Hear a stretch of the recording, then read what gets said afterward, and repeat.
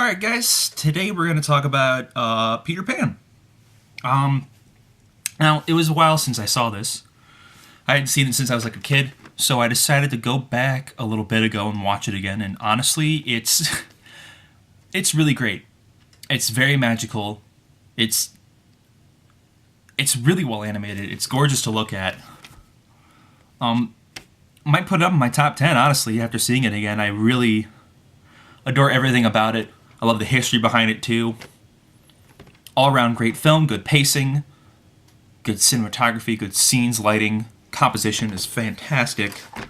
But let's talk about a little bit about the history. So Peter Pan was, stage play. Disney got the rights to it in 35.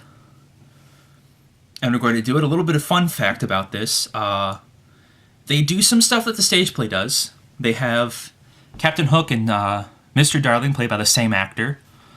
They give the crocodile dog characteristics because in the play, it's supposed to be played.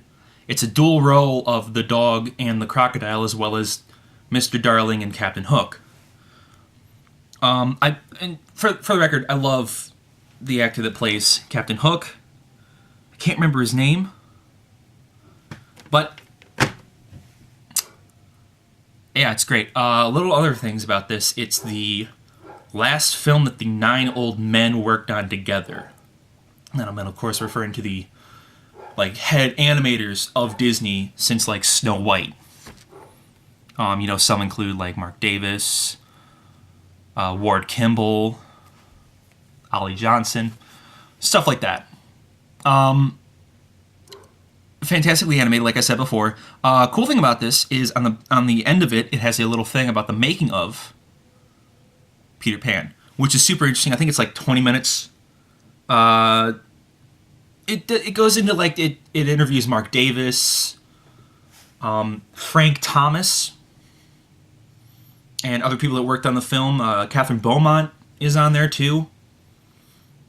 It talks about the different stuff they did during production, some of the animating stuff they went through, a little bit of history about it. They have some stock footage of Walt introducing the film on TV back in the time.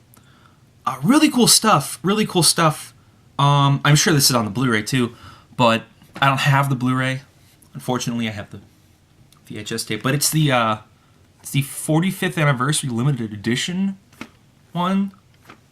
I don't know what that means, but it's got this shiny gold stuff on it, so that's pretty cool.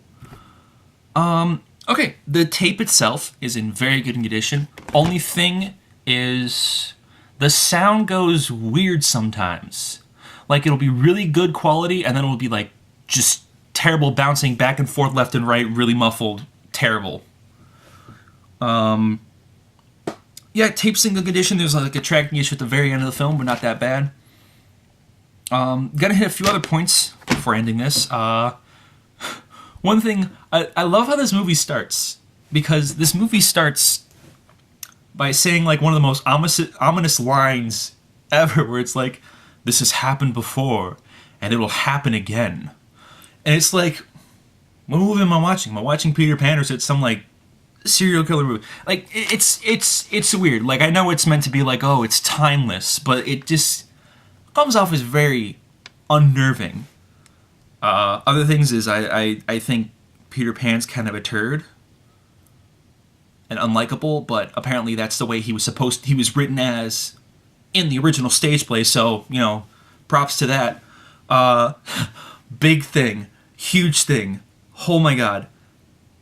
The one thing that did not age well in this movie is the Indian camp. It is really showing of the time period. It's really uncomfortable, honestly. Very got kind of racist caricatures, not kind of racist caricatures of Indians. Beet red, jet black hair, always talking like this, broken English.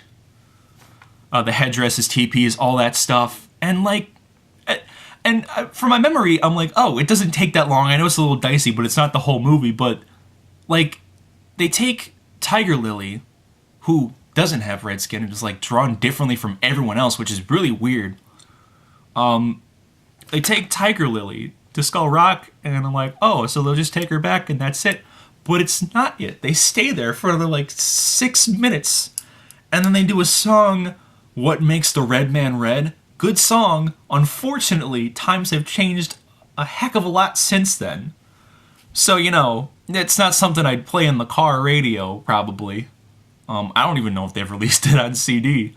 But, yeah, that was one of the big things that came to my mind while watching it.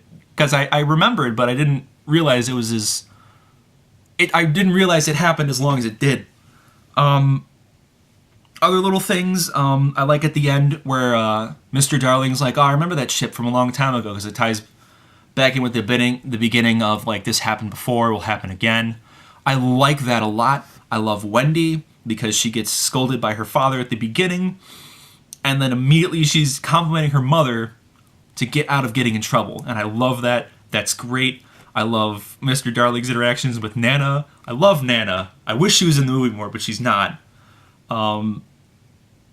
Yeah, that's great. Other things are the opening, very nostalgic if anyone grew up in the 90s, because it starts with a preview of Mulan, like summer 1998. When did this come out? This came out in like,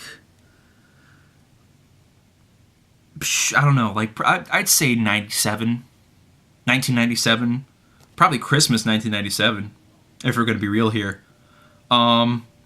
Anyway, other than that, I guess if you haven't checked out Peter Pan yet, check it out. Great animation, great songs, just really magical too. It's got a lot of magical charm. Yeah, I'd probably rate this like, 8 out of 10, probably. Yeah, 8, 8.5, 8.7 maybe. Other than that, that's about it.